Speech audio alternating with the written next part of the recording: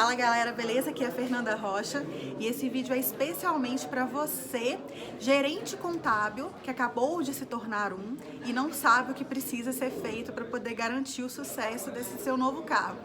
Bom, então de cara eu já quero te dar duas dicas de funções que você precisa exercer a partir de agora. Mas antes de dar as dicas, já quero pedir para você deixar o seu like aqui nesse vídeo, se inscrever no meu canal.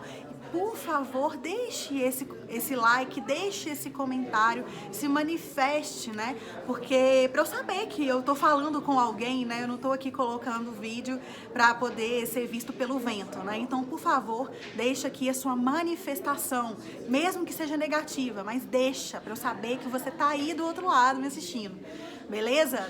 Então, olha só, você virou gerente contábil agora e você tem basicamente duas funções que você vai exercer a partir desse momento. Primeiro delas é gerenciar a sua equipe e segunda delas é você garantir que os processos sejam bem executados e que os resultados sejam atingidos. E para isso eu quero contar um pouquinho da minha história, né? Para quem não me conhece, eu já fui empresária contábil, mas antes de estar à frente da Fato Contabilidade, que era o meu escritório, eu fui gerente contábil e antes de ser gerente contábil eu fui auxiliar. Então eu comecei minha carreira como estagiária, na verdade, no departamento contábil, depois eu fui promovida a auxiliar, depois analista e depois gerente do setor. O dono do escritório enxergou esse potencial em mim para eu me tornar gerente. No momento em que a gerente que trabalhava lá na empresa pediu para sair e tal, então essa vaga ficou vazia. Eu me elegi para me tornar gerente. E aí ele ficou um pouco em dúvida se ia colocar ou não e acabou colocando, ok? Então, a partir desse momento, ele me elegeu como gerente e assim me tornei gerente. Só que tinha duas questões. A primeira delas é que a equipe não gostava muito de mim. Eu tinha um relacionamento bem ruim com o pessoal. Não porque eu queria ter um relacionamento ruim, mas eu era bastante introvertida. Eu não conversava direito com as pessoas, então ninguém me conhecia direito, ninguém tinha contato comigo direito. Eu chegava lá, ficava de frente pro computador o dia inteiro lançando as coisas e depois eu ia embora pra casa sem me relacionar com ninguém. Eu almoçava fora, não almoçava lá na empresa, então assim, enfim, eu não consegui manter nenhum relacionamento com as pessoas. E quando eu me tornei gerente contábil, como as pessoas não gostavam de mim, eu não tinha autoridade sobre elas. Ou seja, ninguém me via como uma líder inspiradora, ninguém queria fazer as coisas que eu pedia para serem feitas e eu também não tinha assim o menor condição, menor capacidade de liderar. Eu não tinha menor conhecimento assim em liderança de equipe. Resultado é que as pessoas me sabotavam, né? A ponto de o pessoal fazer uma reunião assim de complô contra mim e me pediram para eu poder renunciar do cargo de gerente. Eu fiquei muito mal nessa época, assim, nossa senhora, eu queria ir embora, pular da janela, de tão mal que eu fiquei. Mas eu falei, cara, eu preciso reverter essa situação. Eu não quero sair dessa posição de gerente contábil, nem quero sair da empresa, então o que eu preciso fazer? Me atualizar. E aí eu fiz um curso de liderança, na época na FGV, era um curso muito bom de liderança e tinha essa parte de equipe também, de como gerenciar uma equipe e tudo. E esse assim, na época, né, hoje liderança, você tem acesso a essa informação de várias formas possíveis, mas naquela época nem era uma coisa assim tão falada na internet, difundida. Então, pra mim foi transformador fazer esse curso. Eu saí de lá uma outra pessoa e eu percebi que eu precisava ter relacionamento, né? Se eu quisesse gerenciar a minha equipe, eu precisava ter um bom relacionamento com ela. Então, a partir daí, eu percebi que a pessoa que mais me detestava, assim, lá na equipe, eu percebi que eu precisava me aproximar dela, né? Pra poder conquistar a confiança dela, para que ela pudesse ficar do meu lado, né? E que eu pudesse estabelecer aí esse vínculo com a equipe. Então, eu fui me aproximando dela, eu fui aos poucos fazendo esse relacionamento, criando esse vínculo, essa amizade. E aí acabou que ela passou a gostar de mim. E a partir daí as coisas começaram a fluir. E eu percebi que não existia um processo muito bem definido no departamento contábil, não existia um resultado, então, e tinha alguns estagiários trabalhando lá nessa época. E os estagiários estavam perdidinhos, a equipe, que já era mais velha também, não estava, tipo, nem um pouco engajada em ficar ensinando o estagiário a trabalhar. E eu falei assim, gente, eu preciso mudar isso. Então, o que eu fiz? Eu peguei essas pessoas mais velhas da equipe, coloquei elas em dupla, como se elas fossem padrinhos, né, dos estagiários. Então, começou a trabalhar sempre em dupla. Uma pessoa da equipe veterana e um estagiário. E assim a gente começou a estabelecer metas de colocar a contabilidade em dia de determinadas empresas. Então, a gente tinha um atraso na contabilidade e o objetivo era tirar esse atraso e garantir que aquelas empresas ficassem em dia e também sem erros. Então, o que eu passei a fazer? Eu passei a fazer gincanas. Então, todos os meses tinha uma meta, então a gente reunia eu me reunia com a equipe e a gente estabelecia juntos qual que seria a meta do mês.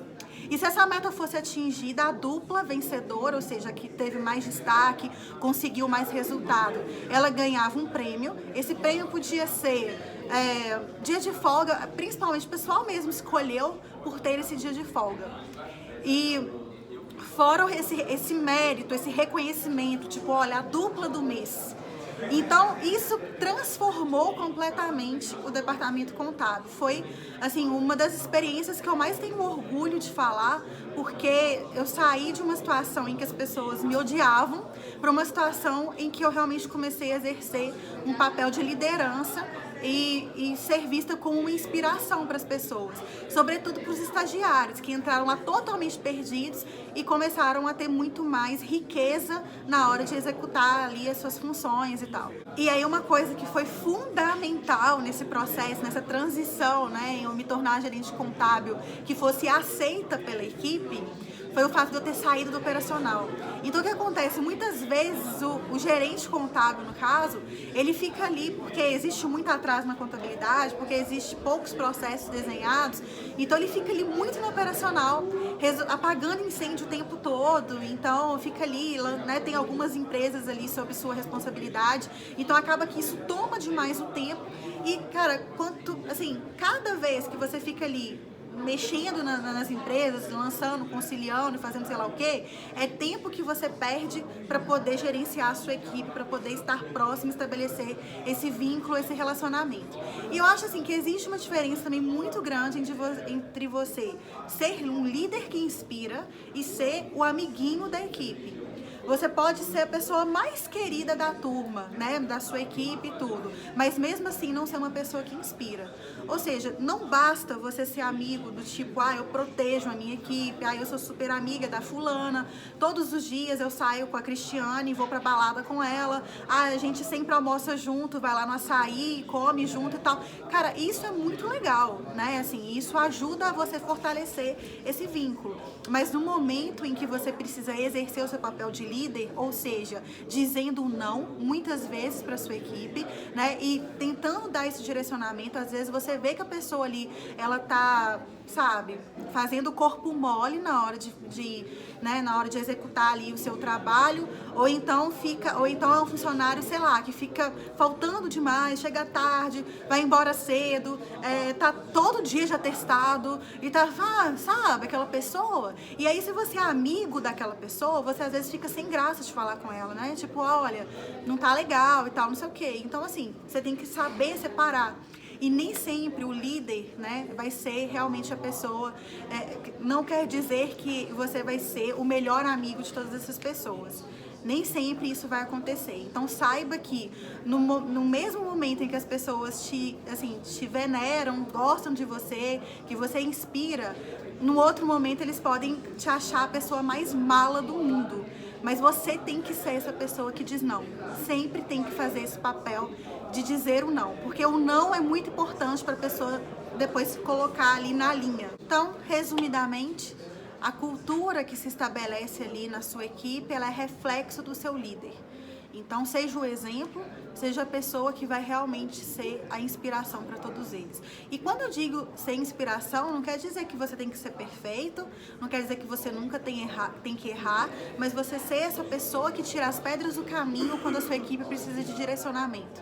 Então, esse é o seu papel, sobretudo nessa questão de processos e resultados, não é executar esse papel, né? Ou seja, fazer o operacional ali, de ficar digitando, lançando, não sei o quê.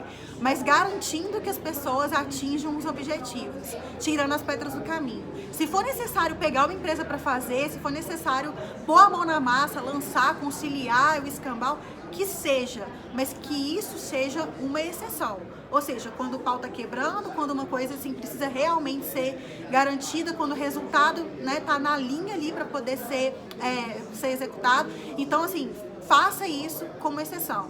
Nunca assuma isso pela sua equipe, porque toda vez que eles passarem perrengue, eles vão achar que é você que vai sempre ser o salvador da pátria, e não é bem assim, né? Dê autonomia para sua equipe e ao mesmo tempo a responsabilidade para que ela consiga garantir os resultados. E para isso você vai fazer o seguinte: você vai estabelecer as metas junto com a equipe, ou seja, nunca imponha as metas, porque se você impor sozinho, a sua equipe vai virar para você e falar: ah, mas isso é impossível de conseguir. Então ouça deles qual que é o prazo.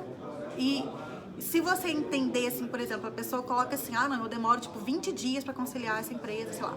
E aí você vê claramente que na verdade gasta-se muito menos tempo do que isso. Você pode tentar ir induzindo e falando assim: olha, eu acredito que a gente consegue fazer isso em menos tempo. Do que você precisa, pessoa, para poder conseguir fazer essa empresa na metade do tempo?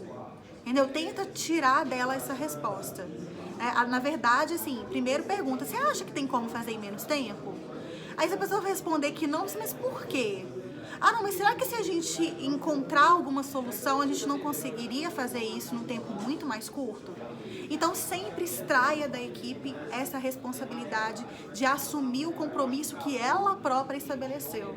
Nunca imponha, sempre espere que a equipe fale para você e aí você vai dando direcionamento. Se você entender que aquela meta, que aquela coisa não faz o menor sentido, você vai tentando, né, desviar do caminho, desviar dos obstáculos para poder chegar no senso comum aí que garanta os resultados que você espera. Então, olha, se oriente por essas metas, se oriente por esses resultados para que a sua equipe não fique perdida. Senão, o que vai acontecer?